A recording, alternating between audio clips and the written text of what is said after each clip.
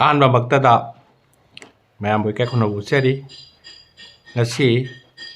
ꯕꯤꯁꯦꯝꯄꯨꯔ ꯗꯤꯁꯇ꯭ꯔꯤꯛꯀꯤ ꯃꯅꯨꯡꯗ ꯂꯩꯕꯤꯔꯤꯕ ꯂꯥꯏꯒꯨꯔꯨ ꯑꯍꯜ ꯂꯃꯟ ꯏꯃꯥ ꯏꯕꯦꯜꯁꯤꯡꯒꯤꯗꯃꯛꯇ ꯃꯔꯨꯑꯣꯏꯅ ꯀꯅꯥ ꯂꯩꯖꯗ꯭ꯔꯕ ꯂꯥꯏꯔꯕ ꯄꯪꯈꯩꯗ ꯂꯩꯕ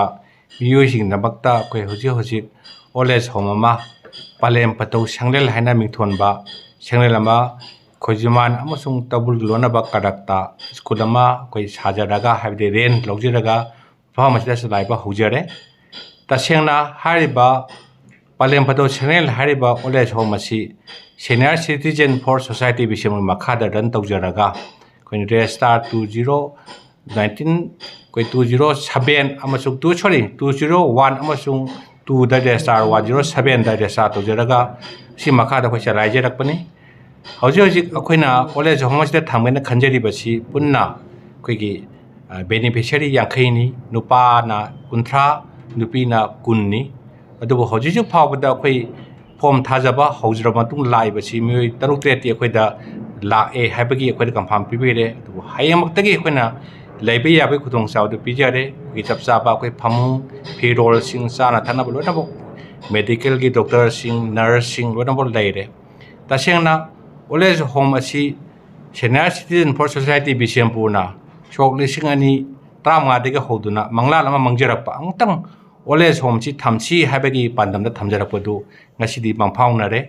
ओल्ड एज होम असी सीनियर सिटीजन सोसाइटी ने याकन होनजबदु हौजिजिक्ति कोइ रेस्टार बॉडी मा पलेम पतो संगलेन मल्टी पर्पस कोऑपरेटिव सोसाइटी हाइदुना रेस्टार अम तोर मतुंगदा ओल्ड एज होम असी चलाइबा कोइ हौजरकपनी तसेंना कोइ फंडिंग अमता ngasi पाव फांगबा लेते तबतबु सीनियर सिटीजन फॉर सोसाइटी ना 2015 हौदुना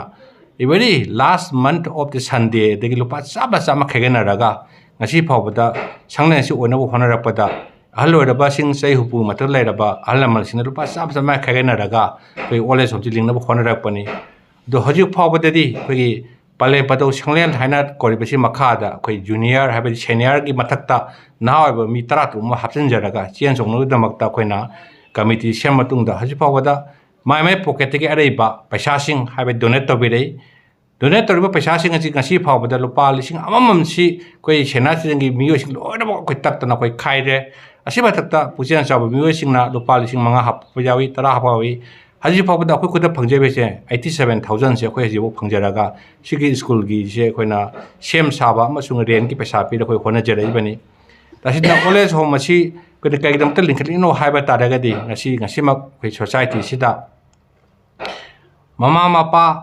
si masa sing si popiramaga mama pa sing si koi kanagomba masa sing luna tobiraktaba adegi saukhalaba shargi lam koi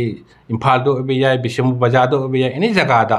yamna mathung matam chadna leiraba anuba hanubi sing se khoina masigi damakta home asi sajarakpani ado masi home asi leibe pandamdi kanam le jedraba larbe pangkhaida leijaba adegi masa masu lejada bio sing do koi thamnagi damakta home asi linkhasarakpani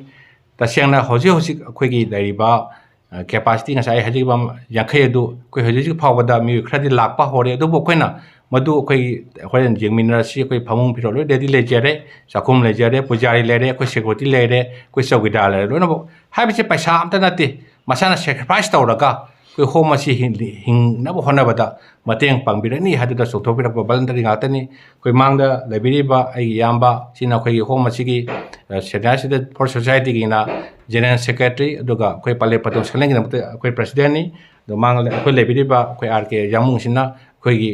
sub committee ni masung advisor ni do tung lebiriba koi management koi mani koi sub committee member ni koi tamo bilki koi sub committee member ni amasung oja rajen koi sub committee member ni